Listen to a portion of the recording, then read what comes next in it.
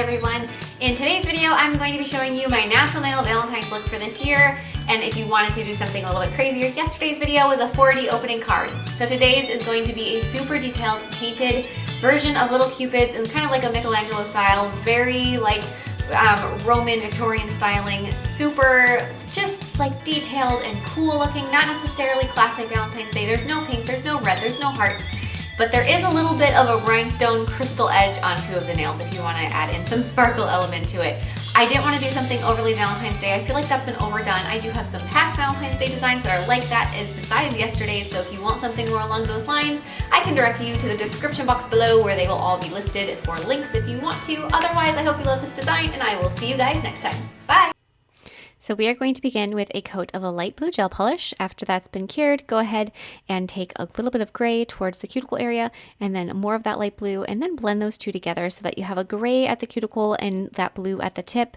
I'm using an ombre brush for this. Usually I like to use a little sponge, but I decided to try the ombre brush and I still prefer the sponge, but either way it works out. Then I'm going to take some white gel paint and I'm going to just sort of lightly tap in some clouds. You don't have to overdo it. You don't want them to be like perfect or, you know, at the same place everywhere. You can just sort of, like I said, tap them in. And if you want to know anything about tapping in clouds, go find yourself some Bob Ross videos. But then after you have those clouds, all those happy fluffy clouds in place, then you're going to go through with a peachy nude color and you're going to paint the outlines or the basic shapes of your cupids. And so if anybody is an art buff and you're thinking Michelangelo's cupids, you know, those are not, he didn't paint any cupids. There's a Michelangelo cupid sculpture that I always think of when I see cupids like this, even though obviously, I mean, he didn't paint the cupids, but it's just what I always think of as that sculpture. So that's what comes to my mind. So I just wanted to clarify that before anybody wanted to give me an art lesson. But for our next little step here, so we've got that little base color down. Then I'm going to take, and I mixed some brown in with the first color that I used just so that it would have the same undertones. I'm going to go through and I'm going to start darkening and adding some of the shading in place. It doesn't have to be perfect. You know, this is not the final result. You're just trying to slowly find your shapes. I'm going to do some outlining on the face shapes. I'm going to do some outlining like of the arms and the chest, neck, shoulders. And then after I have those first little lines worked in, I'm going to just tap them out. Again, we're tapping. It isn't, you know, blending or anything too severe. It's just a little tapping motion. And when you're tapping it out, if you want there to be a harsh line on one side, you just tap it towards the other side. So you'll see some of that on the arms. You see how I'm just kind of blending it out on the one side with that little tapping, dabbing motion. So you know, you don't want to swipe. Swiping isn't the goal here. Just like little taps is kind of the idea. And it's with a dry, clean brush. Then after you have that first step of the shading done, you're going to go through and do the first stage of highlighting. So take that same peachy color that you started with, mix in a little bit of a white or a little bit of like a light off-white color. You don't want to do, I wouldn't recommend just like grabbing a lighter shade. I like to take a single color and lighten and darken it so that it all, like I said before, it has the same undertones to it. It looks natural. So we're going to just go through and we're going to highlight things. Definitely, if you just look up like Victorian cupids or Renaissance cupids, that's probably the better Google search. If you look up Renaissance cupids, you are going to find so many images of these adorable little cherubs, and you're going to find so many different poses to work with, different stylings. I mean, they don't all have the bow and arrow, but I wanted to go with the bow and arrow. Just like I said, it's for Valentine's Day, and I figured that would be like the closest. I don't want to do Valentine's Day, but we're going to do Valentine's Day, and it's going to still give you that idea kind of thing if I gave them the little bow and arrows. But flowers, you see them a lot with flowers or with harps. You know, there's just different things. So if you want to do something similar, but give it kind of your own twist, that would be a great option for you. So after we have those, we've got the first step of shading, the first step of highlighting, go through and darken things up. So I'm going to take, this is some black gel paint, and I'm going to slowly start finding more of those lines. I'm being a little bit more selective this time. I'm not being quite as like just dabbing things in here and there willy-nilly. My lines have a lot more purpose than they did in the beginning. But if you tried to go in with purpose at the very beginning when you just have this rough shape, your lines might not end up in quite the right spot. But now that we have some of those shadows, some of those highlights, you have a lot more control over every single place where you just put in a line. And instead of using black, you probably want to use a dark brown. In fact, I'm sure I did use dark brown instead of straight up black. Sometimes I make so many different designs and tutorials, and I usually voice over them a few weeks after I do them. at least. By the time I actually go back through and I am voiceovering them, I sometimes forget what I do, especially like the minutia between using black or dark brown. But you're just going to go through and you're going to blend out some of those lines as well. Some of them you're going to keep, like the lines around the eyes and the lines like down on the side of the neck a little bit. You want to keep that one a little bit more crisp. Blend it out some, but you want to just keep some of these lines on the crisp side and some of them blending them out. On the bottom of the nose, you want to keep it a little bit more crisp so that it looks like nostrils and such. But then on the other side of the nose, keep it kind of a little bit more blended out, a little softer. Every time you go through and you add some shading and some lowlights, you're going to want to do the opposite, and you're going to want to brighten things up a little bit and add some highlights. Each time you do this, you're going to get slightly more refined. So the areas that you're darkening are going to be smaller. The areas that you're highlighting are going to be smaller, more pinpointed. And so as you're doing this, darkening, lightening, you're bringing the shapes forward and you're pushing them back. So I know for some people, it's hard to sculpt if you're a painter. It's hard to paint if you are a sculptor.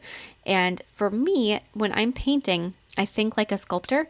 And when I think, oh, something needs to be pulled out, it needs to be thicker, I add something light. And when I think something needs to be pushed back, I add something dark. And to me, it's like visual sculpting. And I'm sure that that's a weird way to think about it, because even as I say it, it sounds very strange, but that's just the way that my mind looks at things. And so if that's not how your mind looks at stuff, that's probably not going to work for you. The other thing that really helps, and maybe I'm going to be in a minority here, but as soon as I started to learn more about facial contouring for cosmetics, I learned a lot about facial contouring for painting, because it is essentially you're painting contours onto your face, and you can paint those onto a face, on a nail or a canvas. And not that if you can contour face on, your face, that you can contour a face on a nail. But if you really struggle with that, I didn't even realize how much the information would translate from one art form to the other. But if it is something that you don't find yourself very good at, even if you don't wear makeup, go ahead and watch a couple contouring specific makeup videos. And there's some that have different techniques, using cream products versus powder products, and just see where they place like the darkening products, see where they place that, see where they place their highlights. And it'll give you a clue as to, on a painted face, where to place the darker tones and where to place the brighter ones. And it'll just maybe it'll help you out. Maybe it'll be a complete waste of your time. I can't promise either way, but it did help me. So we're going to add some white gel paint. We're going to do some straight up white highlights, blending those out on the cheeks, especially a little bit around like the mouth on the face. Just keep going through, and any place you feel like there needs to be a shadow, add a shadow. Any place you feel like there needs to be a highlight, add a highlight. At this point, it is looking very good. You can stop at any point wherever you're comfortable with. I added some bright pinky tones on the cheeks. One thing to keep in mind when you're adding a pinky tone on the cheeks is when you're picking out, I use gel polish. When you're picking out a gel polish for this, go for a bright color. Do not be tempted to go for like a muted color, because when you tap it out and you blend it out, those muted colors will not give you that flushed pink cheek look at all. And especially for something like a little cherub, you want there to be this really bright flushed pink cheek, really cute, bright pink. And obviously it's not going to be neon pink, but if you want it to have any pink hue at all, it needs to be a reasonably bright color. And I will put the color names in the description box below. But the one I used is one that's from like a neon collection. And it, you wouldn't necessarily think of it as neon looking at it, but it's what's going to give you the best, rosy cheeked look, is to have something that's really, really bright.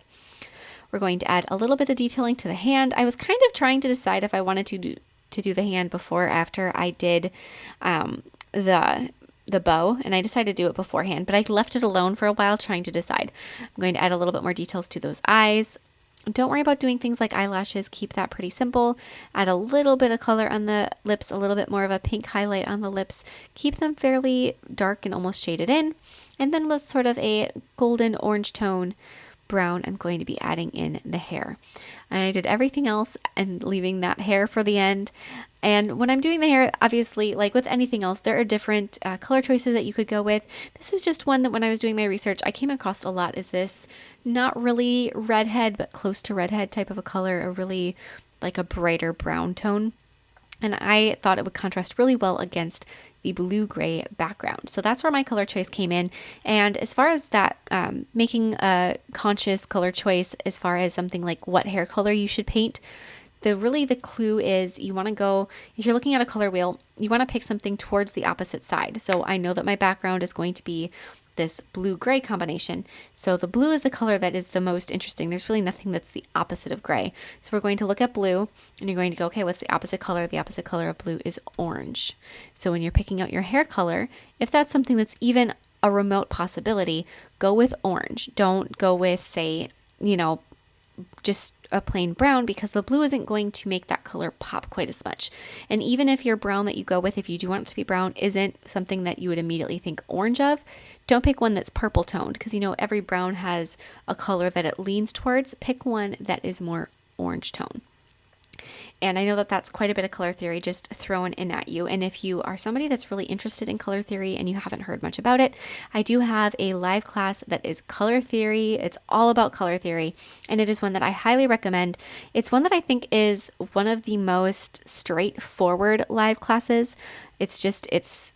I'm really proud of that live class. So anywho, if you haven't watched it, go ahead. I'll put a link to that in the description box below and you can go find it. Otherwise, I do a live class once a month. They are on the third Thursday of every month. And so there's one coming up really soon. And if you want to get advanced information on the live classes, a week ahead of time, I send an email that includes any reference photos that are something that you might require depending on what the live class is about. Sometimes we're actually making something, in which case then you would need a reference photo. Sometimes it just includes a product list. Sometimes it includes just, to bring a smile and a notebook and a pen, just whatever it is that you might be needing, and just a description of the class so that you can set a reminder if it's one that you would be interested in.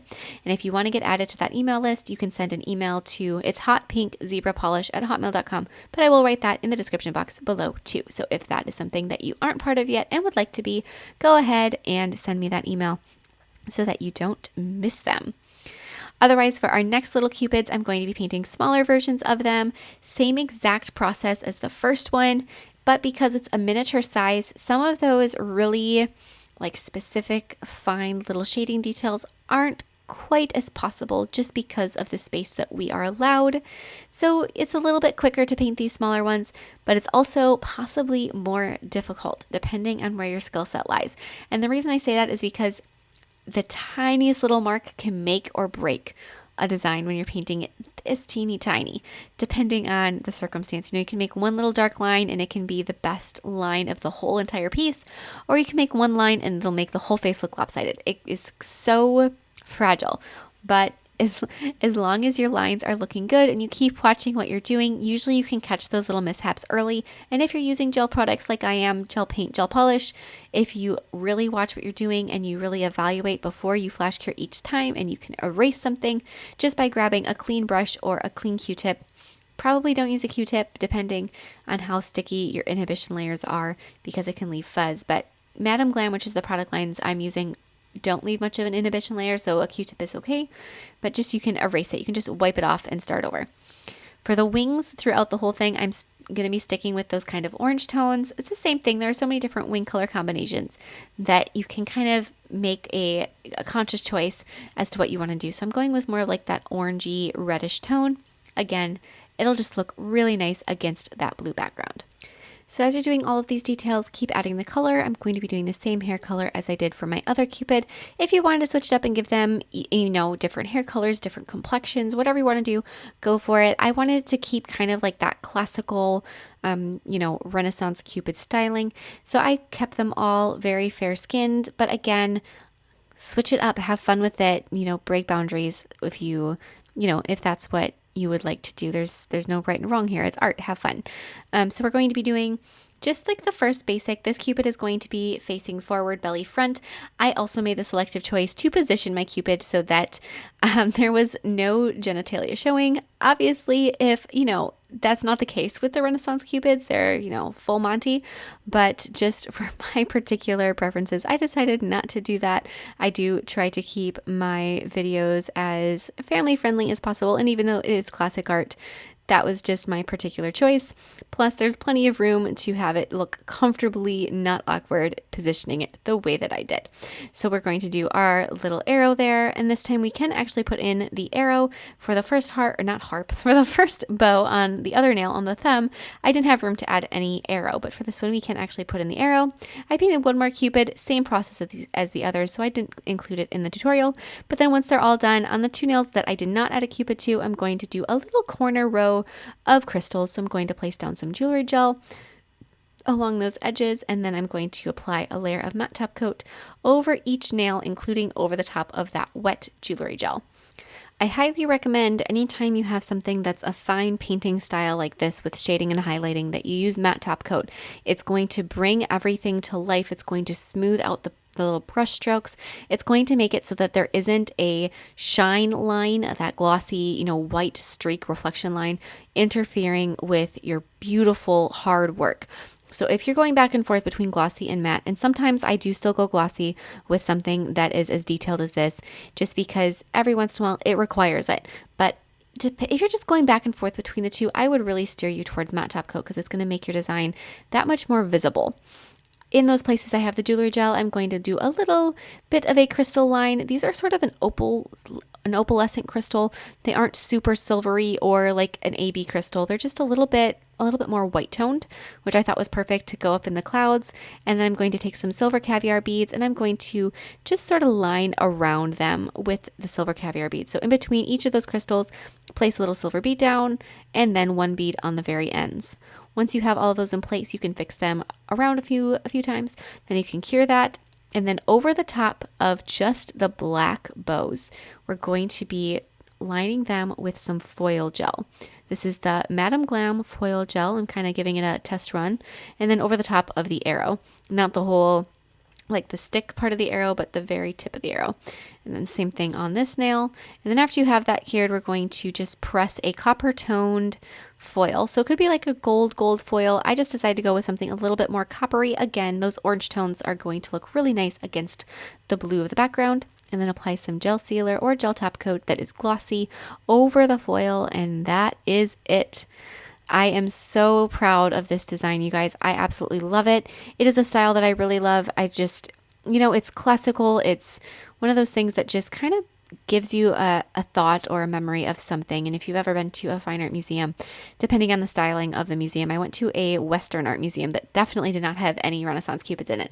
But depending on what art museum you go to, it'll give you a memory of something. So I hope you love this as much as I do. And don't forget to click subscribe to see all my future videos as well.